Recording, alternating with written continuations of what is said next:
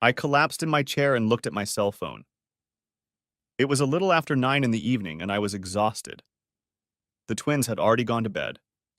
I picked up the 6-year-olds from school at 4 in the afternoon. That meant I had to leave work almost an hour and a half early. As soon as they were in the car, I would drive home, make something for dinner in a hurry, play for an hour, and then struggle for another hour to get them to bed. I was completely frustrated. I got up and struggled up to the bedroom, where I haphazardly threw off my clothes on my way to the bed. Laying down on the bedspread in just my boxer briefs, I fell asleep easily. When the alarm clock rang at 6 in the morning, I rolled over onto my back and groaned. A few minutes later, I was in the bathroom under a hot shower trying to recover. To save time, I shaved in the shower, got out, and quickly dressed for work. The next duty was to get the twins ready for school. Both are in first grade at the local elementary school. After handing them each a cherry pie and a juice packet, I tackled the breakfast issue. After making a cup of coffee using a Keurig coffee machine, I gave my body a little boost of caffeine. Luckily, our local school has a morning program for parents who have to be at work around the same time most kids get to school. I dropped the twins off, and one of the aides waved to me as she led them into the school for a second breakfast before they were sent off to their regular classroom.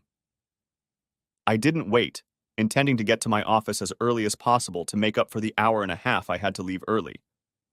I'm a financial analyst, and a pretty good one, I must say. I make excellent money and provide well for my family. I thought I had a solid marriage and a loving wife. That all changed 4 days ago when my loving wife sat down next to me. I was sitting by the backyard pool drinking Yuengling beer. She took the seat closest to me, set down her white wine glass, and started talking. "Sweetie, we have such a wonderful life in marriage. I love you to my very core. I don't want anything to come between us. I hope you feel the same way." I make a living capturing nuanced information and drawing conclusions about the value and risks involved in deals that could involve millions of other people's money. I'm good at it. After 11 years with my wife, of which we were husband and wife for 7 years, red flags started popping up everywhere when I listened to her. "You have a great job and career. You make more money than we need to enjoy a great lifestyle." I risked adding a comment. "Babe, you have a great career too. You may not make as much as I do, but your job as a counselor at a battered women's shelter is probably more important than mine. Not only that, but you've touched more lives than I ever have." She blushed at my copious praise. Still, I'm missing something, and I want to find out why there's this void in my life. Ugh, oh. Now the red flags loomed as if a hurricane wind was blowing. I looked at her face and saw that she was eagerly waiting for an answer. There seemed to be no guile or guilt in her eyes. "So you want counseling? That shouldn't be a problem." No, let me explain. You know Tom and Ruth?" I nodded. Tom and Ruth lived 4 or 5 houses down from us. I didn't know them very well. I knew Tom was some kind of real estate developer, and Ruth owned a women's boutique. As far as I knew, they had no children. Tom and Ruth have a sailboat that they keep in the Virgin Islands. From the pictures I've seen, it's a very beautiful sailboat. They invited me to go to the islands for a week to sail in the Caribbean. I've never been on an adventure like this, and I think it's just what I need to figure out why I feel like I'm missing something in my life. I knocked over a bottle of Yuengling and drained it before tossing it into the garbage can next to my chair. "When is this supposed to happen?" "We leave on Sunday and get home late the following Sunday night." I can't take a week's vacation on such short notice. Besides, it would be nearly impossible to arrange for someone to watch the twins for a week in 2 days. She shook her head and then lowered her eyes, a sure sign that she knew what she was about to say would not be well received. "Ugh, you're not in the plans. You were supposed to be here to take care of the kids." I was shocked. I looked at her as if she had grown a third eye on her stalk. "Let me get this straight. You're going to leave for a week on a sailboat in the Caribbean with 2 almost complete strangers, leaving me here to look after the kids and work, all without talking to me first?" "I'm talking to you now. 2 days before you plan to leave. The thing is, it looks like you've already made a decision without any discussion. It's a unilateral decision. I looked her straight in the face and put my finger on the table to emphasize my words. No, I don't think it is. You just need to call Tom or Ruth and express your gratitude for the invitation, and then decline it. She didn't flinch once. Her eyes hardened, and I saw a completely different expression. An almost grim determination appeared on her face. I'm sorry, but this is what I have to do for myself. I know it's going to be hard on you with the kids, but you're strong and adaptable. It's only a week. My irritation was growing by the second, and my emotional control was at an all-time high. Gritting my teeth, I tried to curb my frustration enough to respond without sounding like a Marine instructor in full uniform. Then the doorbell rang. My wife, without saying a word, jumped up and ran to open the door. I heard voices, and within seconds, to my surprise, she was back on the patio with Tom and Ruth. I stared at them with my mouth open. Ruth and Tom were grinning widely, and my wife was now looking at me with an almost conspiratorial look. My brain was on full blast, and my thoughts were flashing almost faster than I could process them. This was the ultimate setup. All the defenses and tools I used every day in situations where lives could be affected went into play. Tom paused, as if expecting me to step up. I looked up at him with a level expression. My poker face was at the ready, and the game was in full swing. A few awkward seconds passed before my wife began seating people in chairs. I found myself surrounded by Tom on my left and Ruth on my right, with my wife directly across from me. I didn't utter a word. I had long ago learned that the one who starts such negotiations is usually the one in the weaker position. In the end, it was Tom who broke the ice. We're so glad Shelley is coming to the Caribbean with us. I remained silent. I looked at my wife intently, as if expecting her to say something. She lowered her gaze. Ruth added, "She's going to have a wonderful time. It's so peaceful on the boat. She'll come back as a new woman." I looked back at my wife, but she was still scrutinizing the patio tabletop. I don't need a new woman. I'm perfectly happy with the one I have. That caused a flash of uncertainty on all three faces. Apparently, my attitude and my comment didn't fit the scenario the trio was expecting. Tom stuttered a little when he finally found his voice. Ugh. Shelley let us know that you'd be all for her taking this little vacation. Shelley was wrong. I'm totally against her flying off to the Caribbean on short notice with people we barely know, leaving the kids and husband to fend for themselves. Tom glanced nervously at Ruth. Ruth picked up the conversation. We hardly know each other. Shelley and I have regular coffee mornings. I looked at Shelley. She was still staring at the stain on the countertop.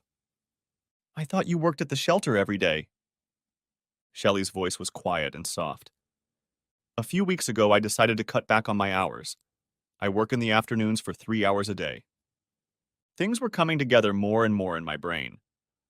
Another unilateral decision I had no part in. Interesting. Is there anything else you'd like to tell me? She shook her head.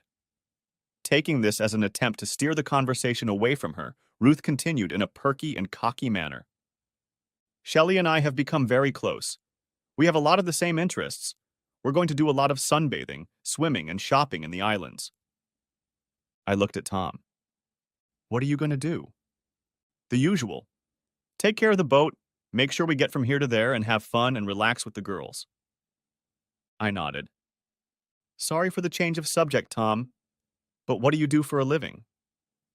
I'm an independent real estate developer. Do you work for a real estate company, bank, broker, or something? No, I'm independent.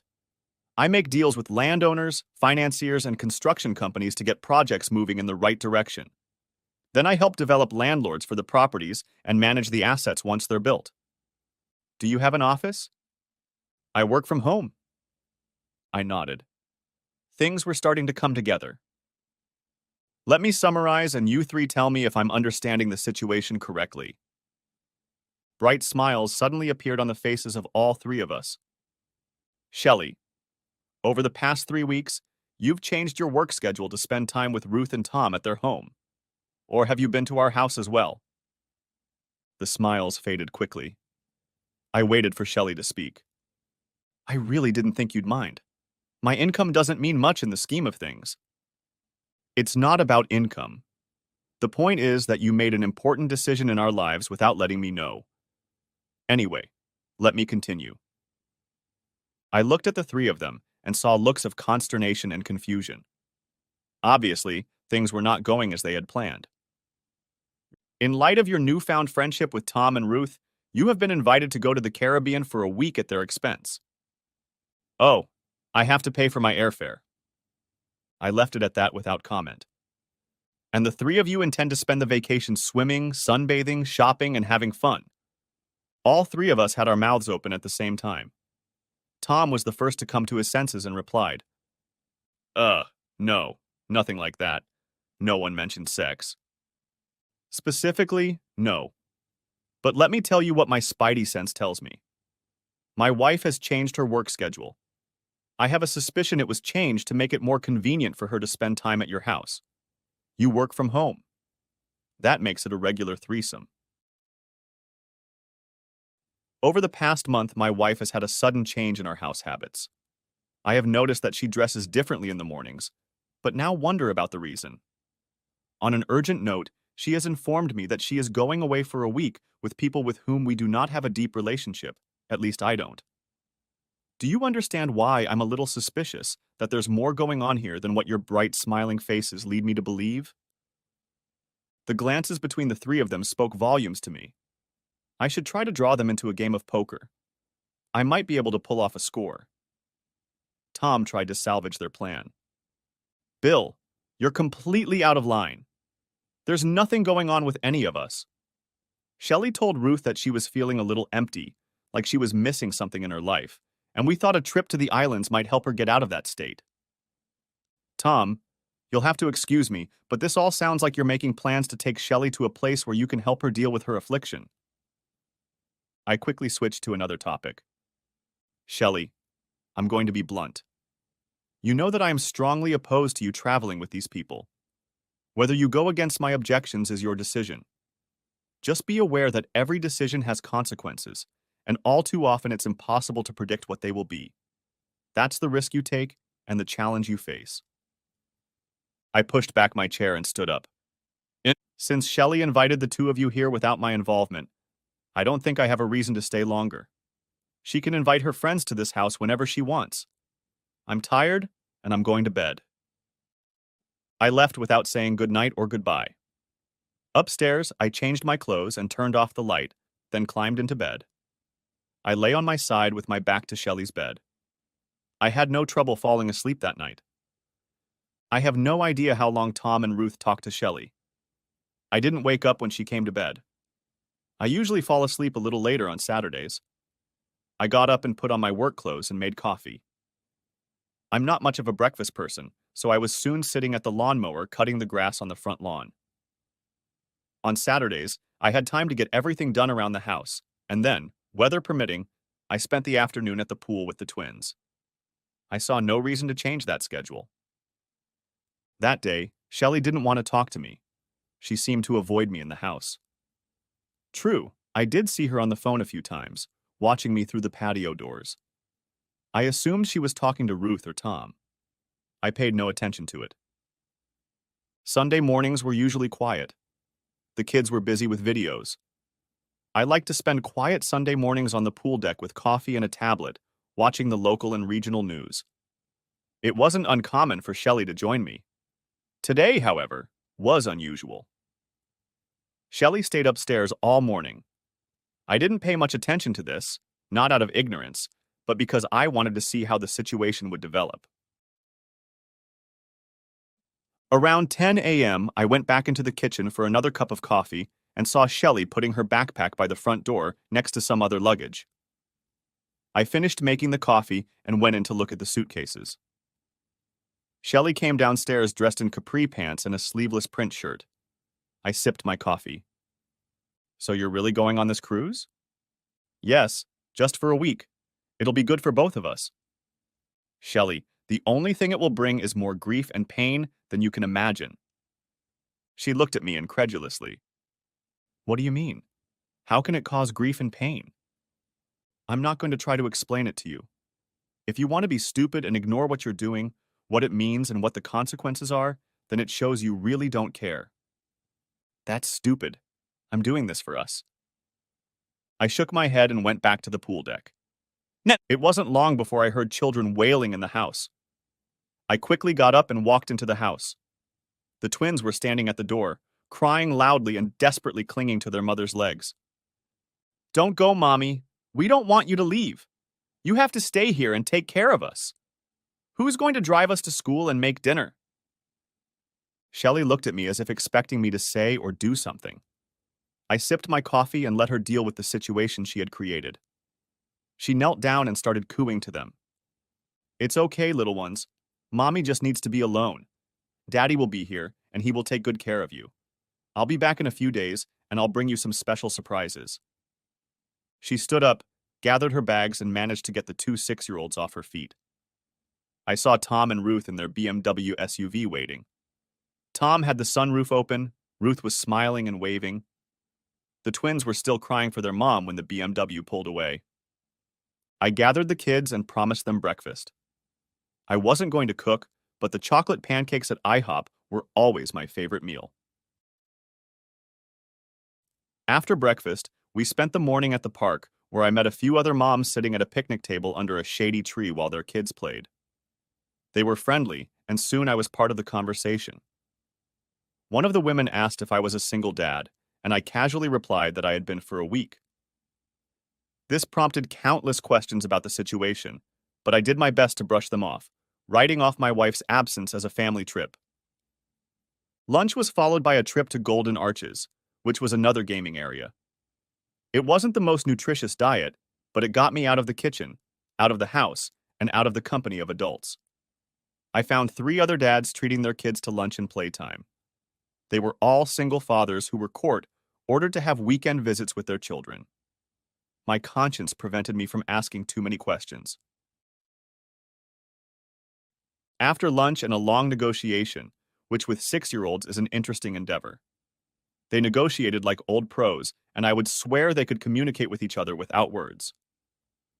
I found myself promising a trip to the mall and toy store. I got out without shopping and returned home in time to make dinner, have some quiet time, and put the twins to bed just after 9 p.m. Monday was almost a disaster. I overslept, so I had to hurriedly get the twins ready for school. The teacher met me at the door, asking if there was a problem. I told her that the children's mother was away, and I was handling them on my own. She shook her head and told me about the school lunch program at the school. I didn't have time to sign up as I was already late for work. I talked to my boss and explained the situation to him a little. He was a little annoyed, but allowed me to adjust my work schedule to accommodate the twins' needs for the week. I arranged to come in early to make up for the time I had to leave in the afternoon. It almost brought me back to that moment at the beginning of this story. As I lay in bed that night, exhausted, I was sure that nothing good was going to come of this unless I did something proactive to deal with the situation. As I lay there staring into the darkness, an unexpected thought occurred to me. I fought over this problem for several hours and finally came to a dramatic conclusion. Having made my decision, I quickly fell asleep. The next morning was a little easier. The kids were responsive and were able to dress themselves. They weren't the epitome of fashion, and I'm not sure their socks matched, but they were up and ready to go.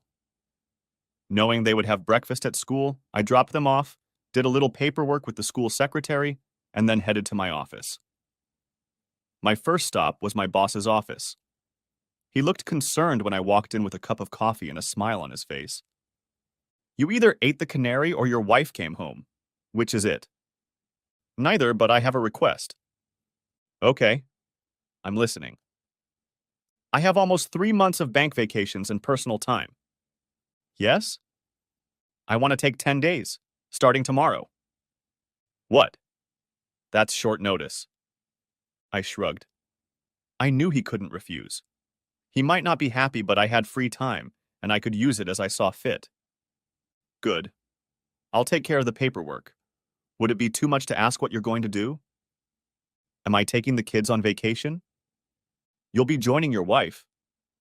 I'm not sure. That remains to be seen. By the time I left the office to pick up the kids from school, I had already made all the necessary preparations to put my plan into action. From school, the kids and I headed to Walmart to do a little shopping. When we drove out a few hours later, my wallet was much lighter and the back seat of the Suburban was packed. We stopped, bought a pizza to take home, and had a picnic in front of the TV, which seemed like an original idea to the kids. Their mom would have been horrified that her carpet and upholstery might be stained with pizza sauce. I had no such qualms. I had a conversation with the kids while we ate and watched Frozen on the Disney Channel. The gist of the conversation was that they wouldn't be going to school for at least the next 5 days, and probably more, which was the reason for the screaming and laughing. I then told them that tomorrow we are going on a trip. We will leave before lunch, fly an airplane over the ocean, and then check into a wonderful hotel right on the beach. Shouting and laughter again. When they finally relented and went to bed, I had to pack up and get us ready to leave. It was almost 1 a.m. All the luggage was at the door ready to go. I was sure I had thought of everything. And if I hadn't, there's probably a Walmart in the Virgin Islands. An Uber pulled up to our house at 9 a.m., and with the help of the baby, we loaded our suitcases into the minivan, got in, and drove to the airport. While the Uber driver was taking us to the terminal, I called the kids' school and let them know I was picking them up from school for at least 5 days.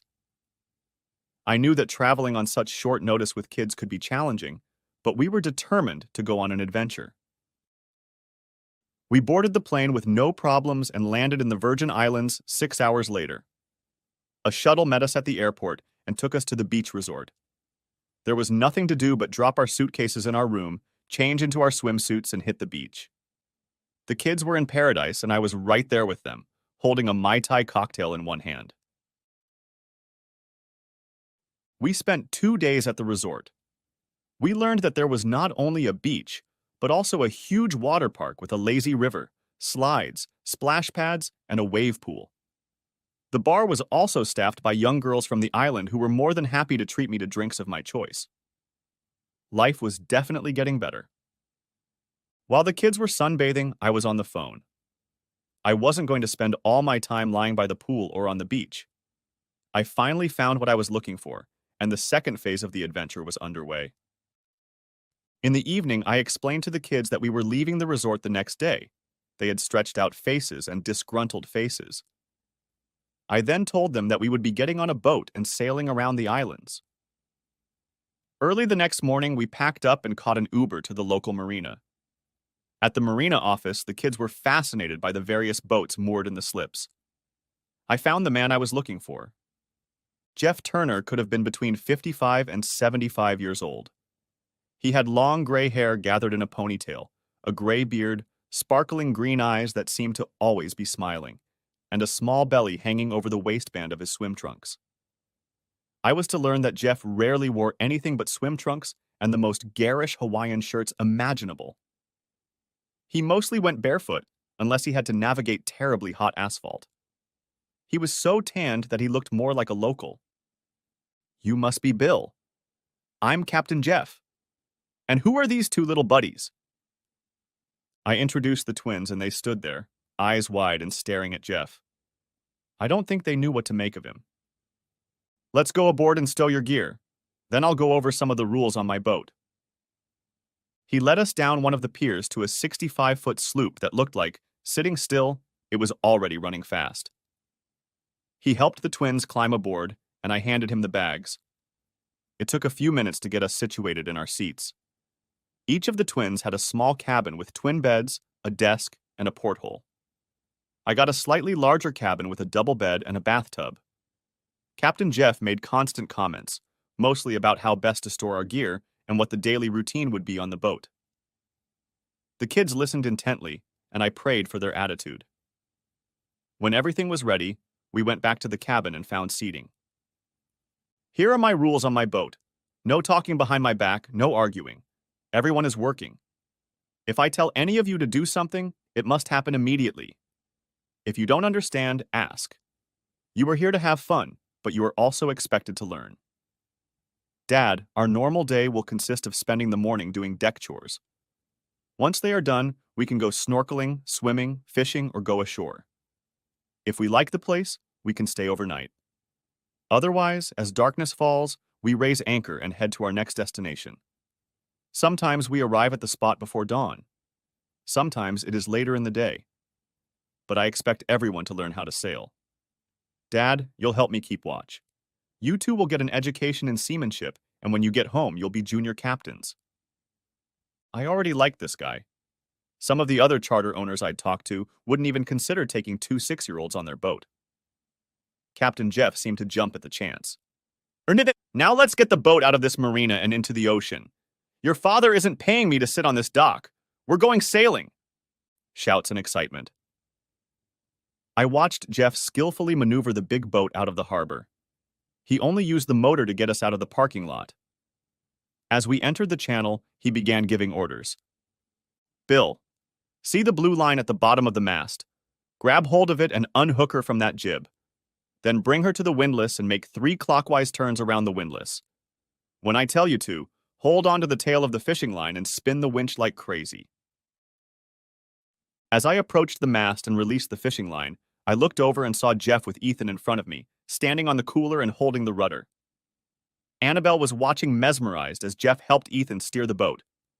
I heard Jeff call out to me, "Raise the mainsail." As commanded, I grabbed the tail of the cable and pulled the winch. Looking ahead, I saw the mainsail coming out of the tiller and slowly climbing up the mast. I jumped, hearing a pop and a ripple as the wind filled the sail.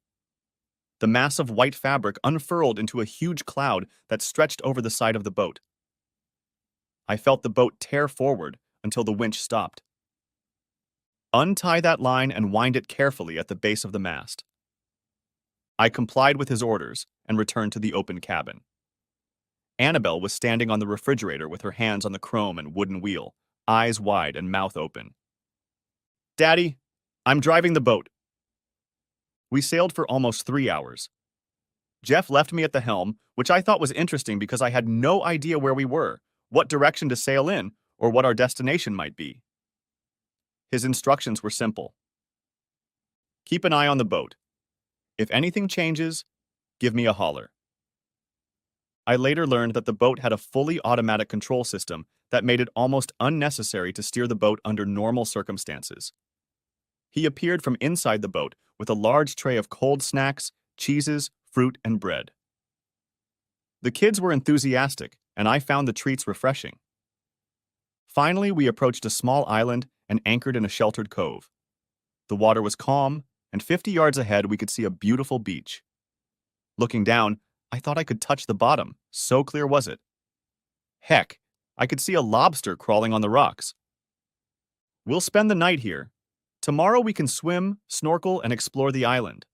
That will give everyone a chance to get used to life aboard. I'm really surprised none of you got seasick. I shrugged. I'm not prone to it, and the kids are very hardy. Jeff nodded. There were some chores left to do, and then we could think about dinner. My menu and schedule lists spaghetti with meat sauce. Is that acceptable? The kids like spaghetti and I like it easy. If he doesn't eat me first, I can usually put it away. Jeff grinned. After a few basic chores, which included cleaning the bathrooms and putting the cabins in order, Captain Jeff engaged the twins in making spaghetti. I sat on the bench at the dining table and watched him. He seemed to be in his element. The kids were helping him with the spaghetti and meat sauce, making garlic bread, and pulling salad preparations out of the refrigerator. Ethan, who was known to dislike eating green vegetables, refused the salad. Jeff began to talk about Sailor Popeye and how he ate spinach to become strong and defeat bad guys like Bluto. He then promised Ethan that he would show Popeye cartoons before bedtime. The kids ate with gusto, and so did I. I watched Jeff. He was paying more attention to the kids than I was. Ethan, wrinkling his nose slightly, still ate about half of his salad. After we cleaned up the kitchen, I sent the kids to bed. They weren't thrilled, but they were tired too. It had been a long day. When I returned to the salon, Jeff was sitting in a chair at the navigation table. I sat at the table and watched. He was making entries in an antique flight log book. Closing the book, he looked at me over his glasses and smiled. Say, Bill, would you care for some adult beverage? What have you got? 3 or 4 beers, a pretty full bar, soft drinks, fruit juices, and a pretty good wine cellar. It's a pretty well-equipped yacht. It's a McGregor 65. She's designed to travel anywhere in the world. For years, she held the pennant for the fastest Atlantic crossing by a vessel of her class. I thought for a moment. I'd take a beer. Good choice. I thought so. Nep. He walked over to the refrigerator and handed me a cold Coors beer with a long neck. I uncorked the cap, and we touched bottlenecks. This beer tasted like the nectar of the gods. I'm sure it was all about the boat, the sea, and the company. Over the next 3 hours, Jeff and I got to know each other. I learned that he was a retired firefighter from Texas. Shortly before he was about to retire, his wife filed for divorce. She took half of everything he owned, including half of his pension. He looked at his options, quickly cashed in his pension, and headed for the islands. He never looked back. He worked at the marina for a few years, and then this boat was put up for sale. It sat unattended in the marina for a few years. The owners abandoned it, and the marina sold it to Jeff, returning the space fee. It took almost all that was left of his pension. Jeff repaired the boat himself. 8 years later, he owned 4 more small boats and a quarter interest in the marina. He did custom charters and kept the marina in good order. He listened to my story and sympathized with me. Are you going to get a divorce here when you get back? I'm not sure. You know how divorce laws work. I'm going to get raped. She'll get half of everything. The house until the kids are adults, alimony, child support, and I'll get to see the kids a few times a month and a couple times on holidays. To me, that's not an acceptable solution. Jeff nodded in understanding. I continued my questioning. How come you agreed to take the kids? I know most other charter captains wouldn't go for it. Jeff sighed and sipped his beer. My wife got custody of the kids. When I moved to the islands, she wouldn't let me bring them here even for vacations. I lost touch with my children, and now they have children, and I've never seen my grandchildren. Being able to see children like yours fills a void in my heart. I could see the pain and anguish on his face as he talked about his family. This was transmitted to me as I was deathly afraid that the same thing would happen to me. Then he surprised me with another unexpected question. Where is your wife on this vacation? Surprisingly, she is somewhere in the Virgin Islands. She left with her friends for a week, a few days before I decided to come here with the kids. She left without warning. 2 days before she got on the plane, she told me she was leaving. She didn't ask. She told me. Jeff just shook his head, and then I saw him press his lips together, looking up. Do you know the name of the boat? No. I don't know anything. She didn't tell me where they were going or anything. What's the name of the owner of the boat?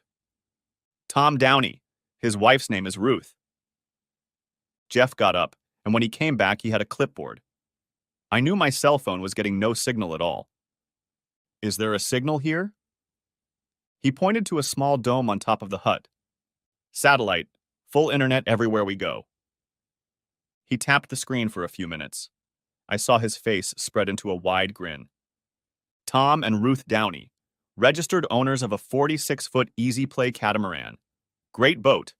Has all the latest electronics, including a transponder. What? A tracking device. It's becoming more and more common. This boat has one. Allows you to track the boat via satellite. It's a great tool, especially for charter companies. You can go to a website and see the location of your boat. Helps the Coast Guard in case of an emergency as well. Right now, it tells me that Easy Play is about 100 miles south, anchored near a group of small islands. That's interesting, I suppose. Yes, interesting. I give up. So do I. It's been a long day. Next chapter. I woke up to sunlight streaming through the porthole above my bunk on the sailboat. Something wasn't right. When I went to bed, the boat had hardly moved at all. The only sound I heard was the light beating of the surf against the hull, and everything was practically flat. When I rolled over onto my back, I noticed that we were at a certain angle to the right, or starboard, side of the boat. I could hear water running through the hull, and the motion of the boat told me that we were moving, and at a good rate of speed. I pulled on shorts and a t-shirt and headed for the galley and the main salon. Jeff was there at the navigation station. He was engrossed in a tablet on his desk. As I rounded the corner, I smelled coffee. Jeff looked up and grinned. Coffee's on the stove.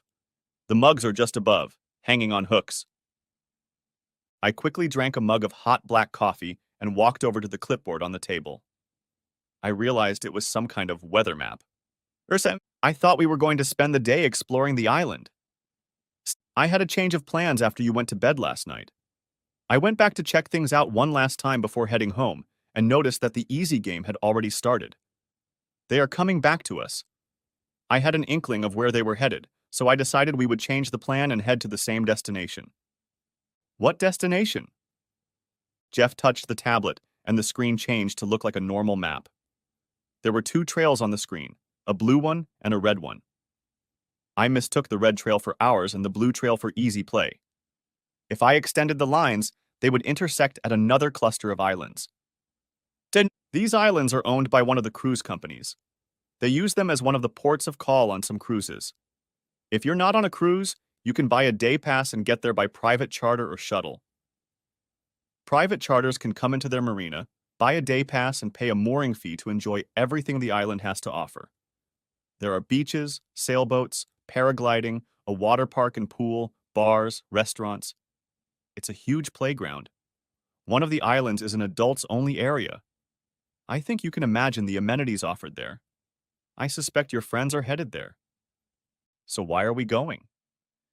Well, for a couple $100, you can buy a day pass for you and your family to the regular part of the island. You can do things I don't get the chance to do, like paragliding or scuba diving. Sounds like fun, and the kids would love it. I thought we'd get a chance to see easy play. I'm not sure I want to see them. Why would I? Jeff grinned, a sly gleam in his eyes. You spend a lot of money to make this trip happen at the last minute. You could have gotten a little benefit and personal satisfaction, if you know what I mean. I thought about it. It would be interesting to sail this catamaran so everyone knows we're not sitting at home thinking about what they're doing. How do you think the kids would feel about seeing their mother like this? The family island has a babysitting area where you can check them in and they'll keep them busy the rest of the day with all sorts of fun activities. It's designed to give parents on one of the family cruises some adult alone time. I thought for a moment about slowly cruising alongside Easy Play, standing on the railing of the 65-foot vessel and waving goodbye to my cheating wife and her friends. A little revenge might have lifted my spirits. Jeff, you are a conniving and cunning character, and I like the way you think. How long until we arrive? A couple more hours. I think in a little while we'll arrange a mooring by radio, anchor, and secure. You can arrange a couple days pass for you and your kids. I'll do the detective work. Maybe I can find Easy Play without too much trouble. From there, we'll proceed as planned. I nodded, and for the first time in a long time, my face broke into a wide grin. The kids probably won't be up for another hour or so. Tell me more about this boat and your business. It's intriguing. We sat for the next hour and a half, and Jeff told me about the McGregor 65, its history, the company that built it, and his own experience as a charter captain. I learned a lot of new things. He had sailed mostly in the Caribbean, but had crossed the Atlantic a couple times. One of his dreams was to sail around the world and visit all the exotic ports he had read about all his life. The main thing holding him back was the lack of a crew and a partner. He didn't want to set off alone. He asked me about my life, and I briefly told him about the stage I was at that day. He asked about what the future held for him. Jeff, I really don't know. If you had asked me 2 weeks ago, I would have told you I'd be working until the kids go to college. Then I'd retire, and Shelley and I would be doing a lot of the things most married couples dream of. Traveling and exploring. What about your kids? By the time my plan reaches retirement, they'll be in college and adults. We'd be an empty nester, with free time and financial resources to fulfill our dreams. Interesting. But what now in light of the current situation? I don't know. Divorce would ruin my financial plans and life goals. I'm not sure what I want to do. I was hoping this trip would help me figure it out. About that time, two grinning faces appeared in the cabin. The twins ran down the hallway, excited for what the day had in store for them. Ethan suddenly looked at them seriously. I'm hungry. You're always hungry. He grinned, but Jeff shifted the conversation. There will be breakfast, scrambled eggs, sausage, and toast. Who wants juice? Next chapter. We spent the morning sailing. I'm learning all sorts of nautical terms. I was afraid the kids would get bored, but I was wrong. Jeff kept them from getting bored by letting them steer the boat and string the sails. In fact, the automatic navigation system did most of that without drawing attention to itself. When the dolphins joined us for a ride on the bow wave, the kids were left to lie on the front deck and watch them. Shortly before noon, the islands appeared on the horizon. As we approached the harbor entrance, Jeff took control of the boat. He approached the docks at full throttle. He already knew which buoy we would dock at. I was on the bow of the boat with a mooring stick and a mooring line attached to it. It was a clever contraption that allowed me to reach the mooring ring on the buoy and hook the hook into the ring. Jeff confidently approached the buoy, and as the bow of the boat approached, I reached out with the stick and made an attempt to hook into the buoy ring. I missed. On the second cast, I hooked it and heard cheers behind me as Jeff led the twins in celebrating my first catch. I tidied up the front deck, coiled up the excess mooring line, and put the stick back in the forward sail locker. Jeff's insistence on cleanliness and order on the boat was passed on to me. As I walked back down to the deck, I noticed Jeff lowering the inflatable dinghy at the stern of the boat. The twins were watching this. As I approached, Jeff grinned. I usually just swim to shore, but with kids, it's probably best to take the centerboard. I need to stop by the harbor master's office and get everything set up. You need to visit the office on the island and get your passes processed. While I'm ashore, I'll ask around about easy play. I nodded, waiting for Jeff to climb into the inflatable boat. I helped each of the kids down and then climbed in myself. The motor came to life, and we raced toward the pier. Jeff headed for the marina office, and I headed for the island office just a few yards away. The kids were excited. They played volleyball on the beach, and while we were walking around, a boat towing two people suspended from a parasail sailed by. It took me about 45 minutes to make all the arrangements. I had to show our passports, but Jeff had warned me about that, so I put them in a waterproof pouch on my belt.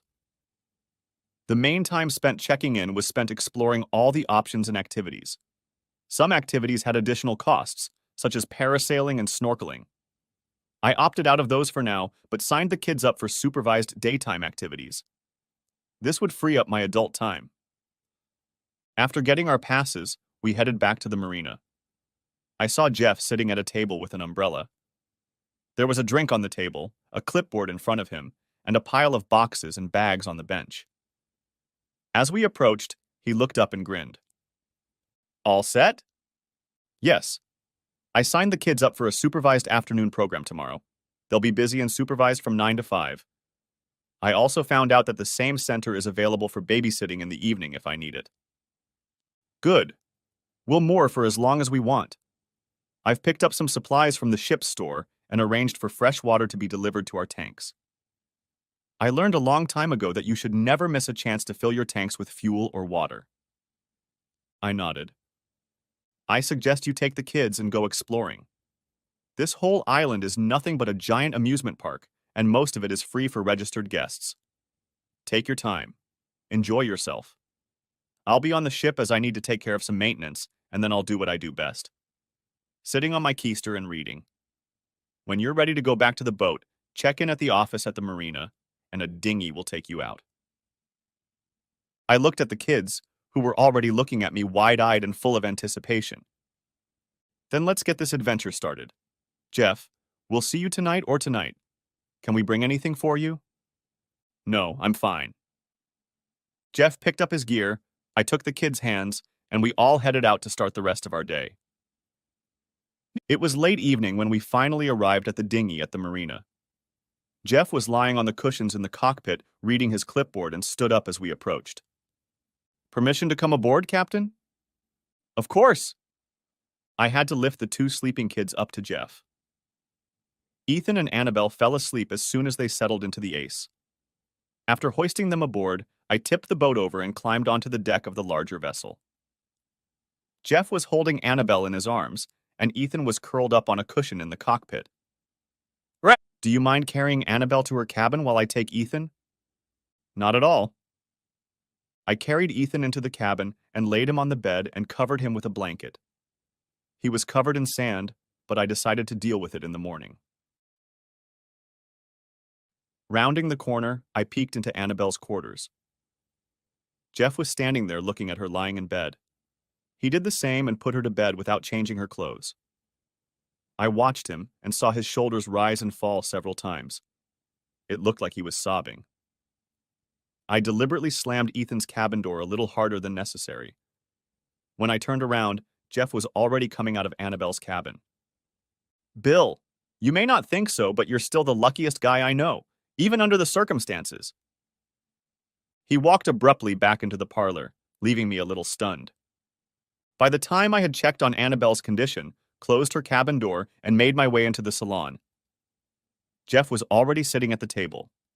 On the table were two glasses filled with ice and an amber-colored liquid. Jeff pointed to the glasses. This is the best island rum you can buy. It's too good to pair with all that fruity stuff.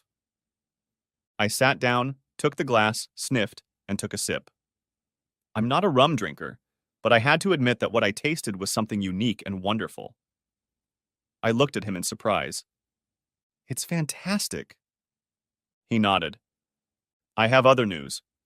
The yacht Easy Play has docked at the adult island and has a mooring for the next 3 days.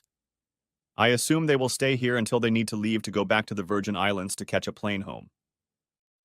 I listened. I knew it was time to make a decision. What do you suggest? Jeff took a deep breath. It depends a lot on what you want to do next. And here it was. I was on a roll.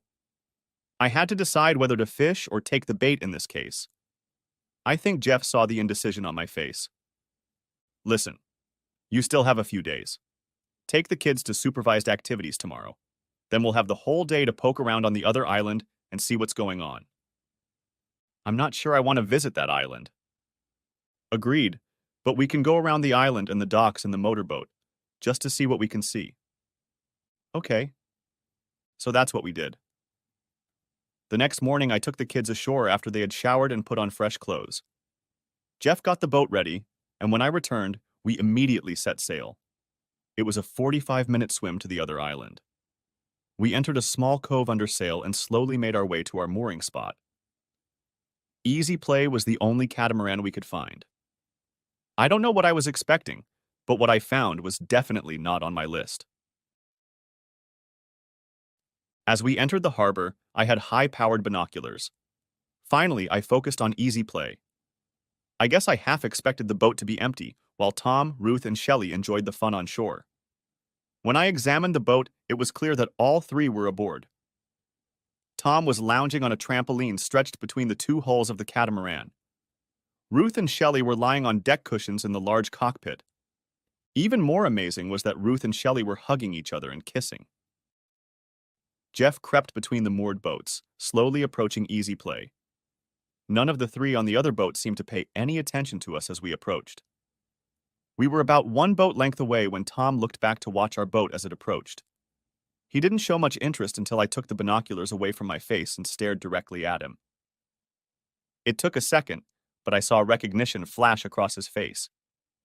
Sound travels well over water, and I clearly heard him exclaim, "Son of a bitch," I heard one of the women say. What? I scooted closer to the rail of our boat as Jeff steered the long, sleek craft just a few feet from the catamaran. I watched as Ruth and Shelley disengaged and turned to look at us as we sailed silently by. Then I heard a sigh in Shelley's voice. What the hell? I raised my hand in a semblance of haphazard military salute, lowered my hand, and turned to Jeff. Captain, I think we've done what we need to do. Let's clear the way and clear this harbor. See, I'm getting all nautical. Jeff didn't utter a word. He turned the boat around, and as we slid to the other side of the catamaran, the rumble of the diesel engine increased and the boat picked up speed. I looked back at the three on the catamaran, and they were looking at us with their mouths open. On the way back, Jeff and I talked about almost nothing. We set the sails, and when I finished on the foredeck, he filled our glasses with ice and rum. We sat in silence in the cockpit as the boat headed back toward the main island. Finally, Jeff broke the silence. Well, what now, my friend? I shrugged. I really don't know. Can the old pirate offer some suggestions? I grinned. Of course. There's one big question you have to answer. Would you and the kids be better off with her in your life or out of it?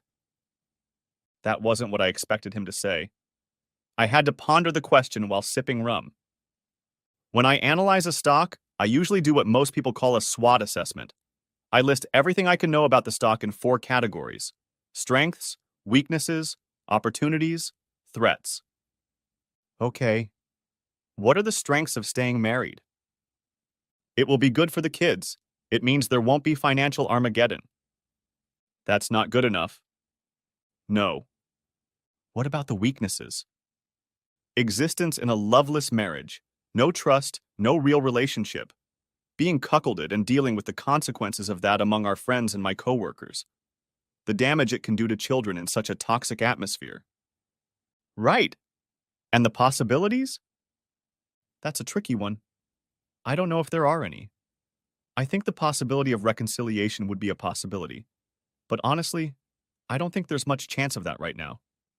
The family will remain intact, but at what cost? It would be a sham and a lack of love. I would have the opportunity to keep working and strengthen our financial situation. Threats? I grinned. The whole concept is a threat. It means an unhappy and unhealthy relationship. I can see this whole thing becoming so toxic that it will eventually corrode and destroy us all. I don't know if I can live with her constant cheating. Okay. Did you have it analyzed, and what did it tell you? I knew it wasn't an in-depth analysis or even a very thoughtful use of my method. But what it showed me was that there was no way I could go back to living with Shelley. It would destroy me emotionally. I felt like it would end up damaging my children for life. Divorce would ruin both of us financially, and the possibility of a contentious, protracted fight would be hard on the children as well. I was at an impasse. That's what I told Jeff. He poured 2 more glasses of rum. Bill, you're smart and systematic. But in some circumstances, those qualities can become a handicap. There are times when you have to abandon linear and systematic thinking and get out of control. I looked at him a little confused. The rum had taken its toll on me, and my thought processes weren't as precise and quick as usual. Huh? He laughed. Back in the day, we called it out-of-the-box thinking. Some said it was the path not taken. You know, going where no man has ever set foot. The Chinese say that sometimes it's best to do what your enemy least expects. I listened to this. I was aware of my forehead furrowed and my eyes squinted. It was a far cry from my usual actions, but through the fog of rum and emotion, I found much wisdom in Jeff's words. We approached the dock, and Jeff took the helm, and I went ahead to make the hook. I made it in one pass, despite the rum, and as the boat turned to hang on the buoy, driven by the wind, I held on to the bull rigging and looked out at the ocean. The wind shifted slightly, and the music that was being put on the beach for the tourists came over the water. I heard a Jimmy Buffett song, and his words suddenly crystallized in my brain. And I found my home. Yeah, I found home. And you can have everything I've got. Because I found my home. I spun on my heels and literally jumped onto the cabin sole. Jeff looked up in surprise. I didn't wait, but grabbed a bottle of rum and filled both glasses.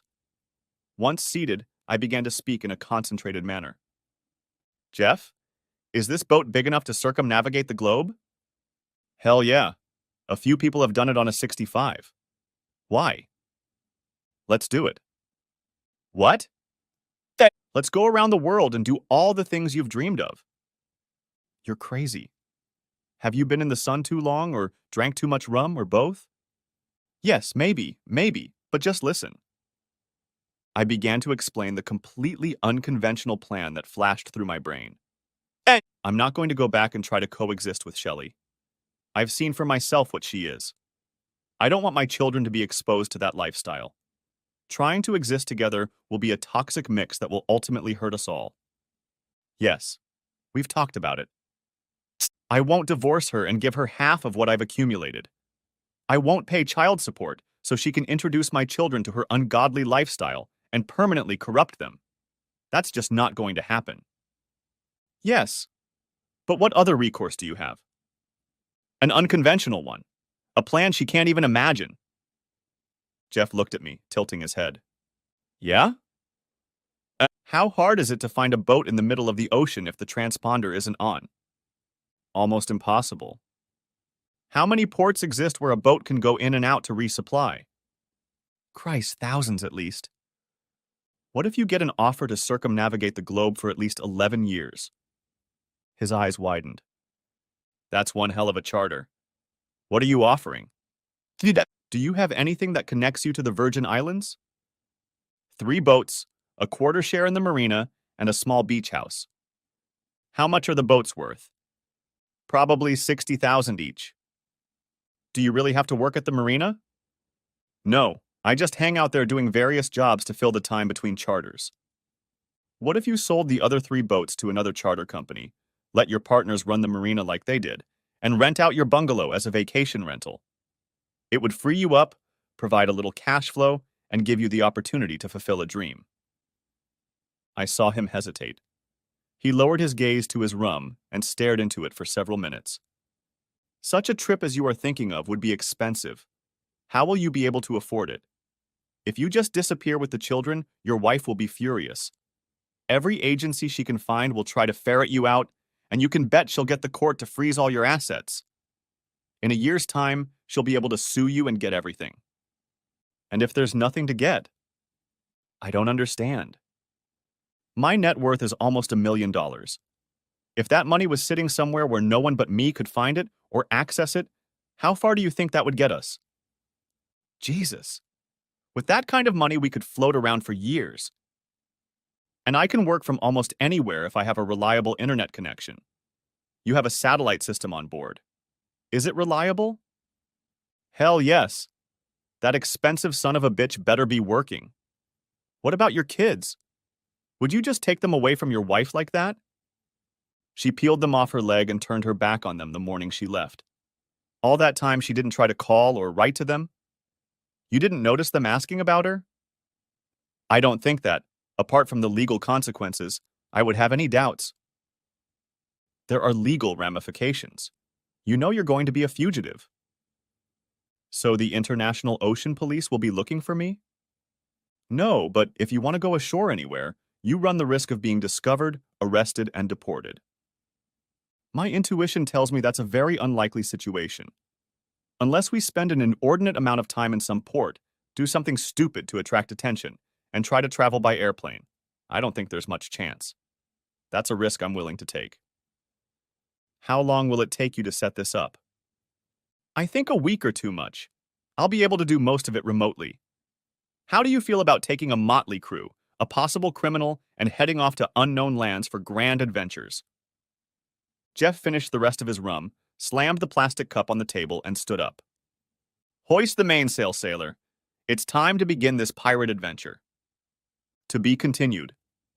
Thanks for watching. I hope you enjoyed it. So subscribe to my channel and watch the next video.